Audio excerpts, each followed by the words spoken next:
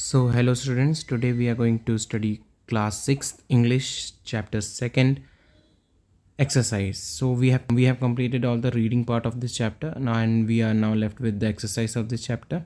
So let's begin. So the first topic is who said this word to whom and on what occasion. So this is the homework part of yours.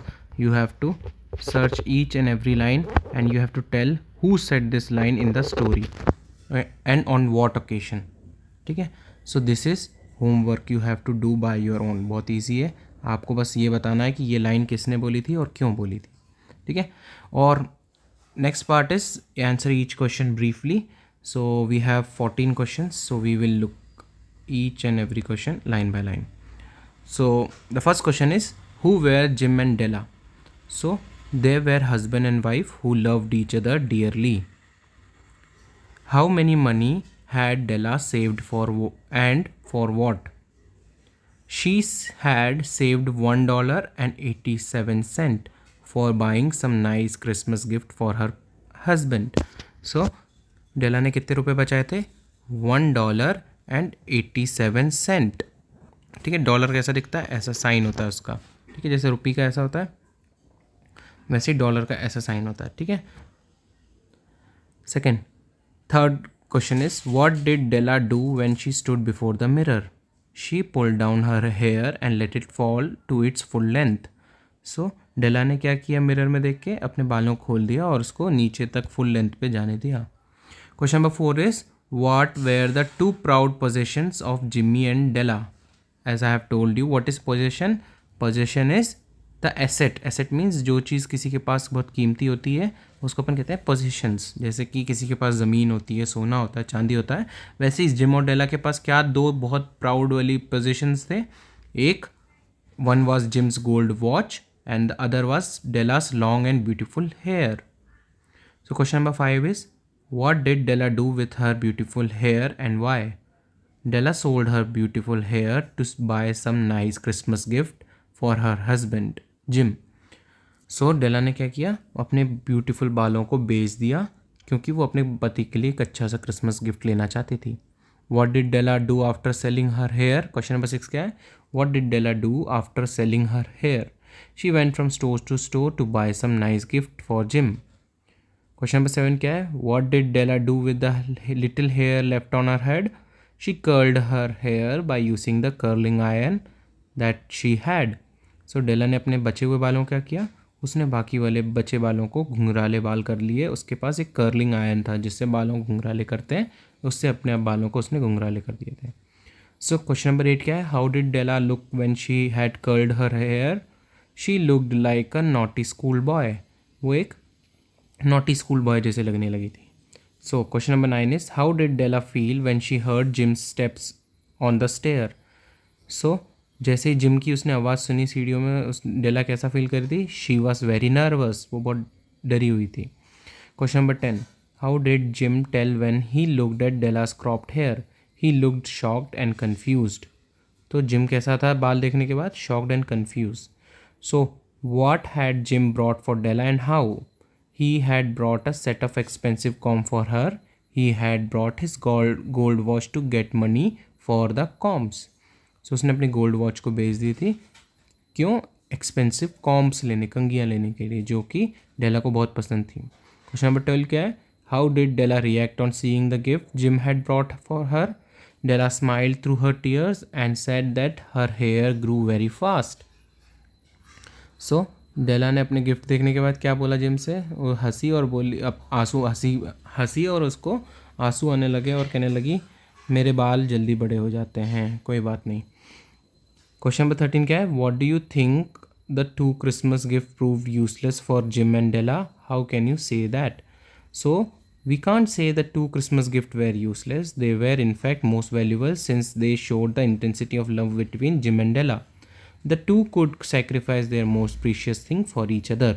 So आप question number 13 क्या है कि तुम कैसे बोल सकते हो कि दोनों गिफ्ट उन दोनों के लिए यूजलेस हो गए, कोई काम के नहीं आए?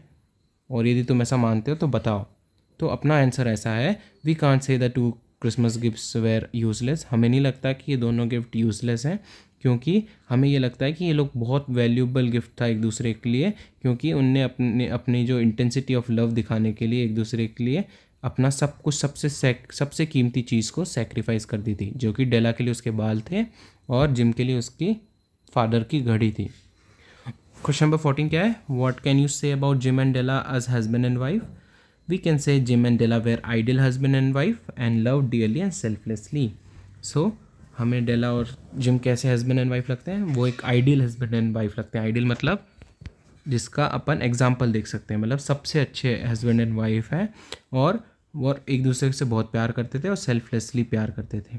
ओके, सो फिर अपन क्या सेक्शन पढ़ेंगे? अपन पढ़ेंगे ग्रामर इन यूज़। ठीक है, सो अपन को यहाँ पे क्या करना है? Complete the table to make words with some, any, no and where, every, sorry, no and every. So अपन को यहाँ प्यूपल के लिए यूज़ करना है, तो अपन क्या बोलेंगे? समबडी। एनी से यूज़ करेंगे तो क्या बोलेंगे? एनीबडी। नो से यूज़ करेंगे तो क्या बोलेंगे? नोबडी। एंड एवरी के लिए यूज़ करेंगे तो क्या बोलेंगे? एवरीबडी। सेम अपन को क्या करना है? पहला अपन को क्या करना था? पहला अपन को करना था पीपल के लिए, सेकंड अपन करेंगे थिंग के लिए, और तीसरा करेंगे प्लेसेस के लिए। ठीक है, सो जब अपन थिंग्स के लिए करेंगे तो क्या बोलेंगे? नोथिंग, समथिंग, एनीथिंग और एवरीथिंग। जैसे कि यहाँ पे क्या था कि अपन को किस किस के लिए बनाना था? एक नो के लिए बनाना था, एक सम के लिए बनाना था, एक एनी के लिए बनाना था, एक एवरी के लिए बनाना था। तो ये हो गया। अपन प्लेस के लिए क्या करेंगे? प्लेसेस के लिए अपन क्या यूज़ करेंगे? प्लेसेस के लिए अपन यूज़ करेंगे somewhere, anywhere, everywhere and nowhere. Okay, so आपको ये अपनी नोटबुक में सब कुछ नोट करना है। अब अपन अगला टॉपिक देखते हैं क्या है। Now fill in the gaps with the words from the above table. ये जैसे ऊपर ये जो टेबल अपन ने अभी जो बनाई है, ये पूरी टेबल में से वर्ड लेके अपन को नीचे नीचे इसमें भरना है। ठीक है, I think she lives dash near the station. I think she lives somewhere near the station. Somewhere मतलब कहीं आसपास, मेरे को लगता है कि वो कहीं आसपास स्टेशन के पास रहती है। ठीक है, सेकंड क्या है? There is never dash worth watching on TV. So there is never anything worth watching on TV. TV में कुछ भी देखने लायक नहीं आ रहा। थर्ड क्या है? Where are the students? There is dash here. So अपन क्या लिखेंगे? Where are the students? There is nobody here. बच्चे कहाँ हैं? यहाँ पे कोई नहीं दिख रहा है। ठीक है, sorry I got late, I couldn't park my car dash. तो sorry I got late, I couldn't park my car anywhere. मैं अपनी कार को कहीं नहीं लगा पाया, इसलिए मैं लेट हो गया, पार्क करने की जगह नहीं मिली थी।